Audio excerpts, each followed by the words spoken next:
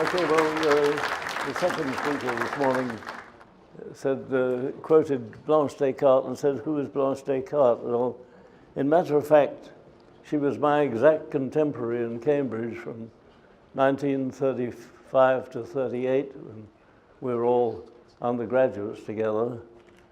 And in fact, I didn't meet her until some time later, but there were four undergraduates at Trinity College, next door to Keyes College, where John Conway and I and my son went. And one of them was a chemist, and in fact, his first publication was in chemistry, although even when he was a graduate student, although then later he moved into mathematics. That was B for Bill Tutt, who also, since we've been able to divulge what was going on during the war, we discovered that Bill Tutt, in fact, was one of the major contributions to breaking the Enigma cipher, and belatedly became very, very famous. So remember B for Bill. The next one was Leonard Brooks. The other three were mathematicians. L for Leonard Brooks, who is famous for Brooks' theorem in graph theory, who didn't stay in academic mathematics, but became an income tax inspector in London.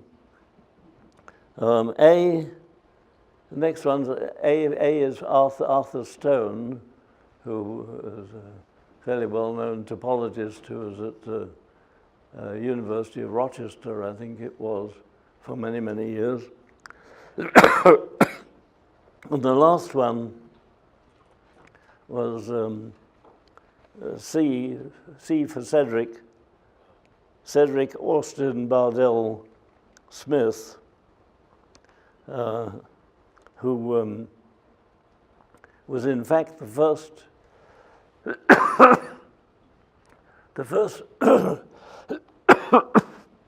excuse me, the first member of the quartet that I met, and when I rediscovered the Sprague-Grundy theory and took it to Esteban, studying number theory with at the time, asked him, "Is this of any interest?" And he said, "I don't know, but I can send you to someone who does." And he sent me over to the Galton lab at University College, and I met Cedric Smith, and because when I saw him, I realized I'd seen this keen undergraduate in the front row of lectures where I was sitting in the back row. And Cedric introduced me to Arthur Stone and Leonard Brooks. But it was not until I came to this continent and was at a meeting in Waterloo in 1966 that I first met Bill Tutt. Anyhow, B for Bill, L for Leonard, A for Arthur, C for Cedric. That made black. And they didn't like black, so they turned it into Blanche. And Monsieur Philet Descartes Blanche was born. Philet was partly for networks, which is one of the things they were collaborating on, was a famous paper in Duke Mathematical Journal for 1940 about squaring the square. Anyhow, eventually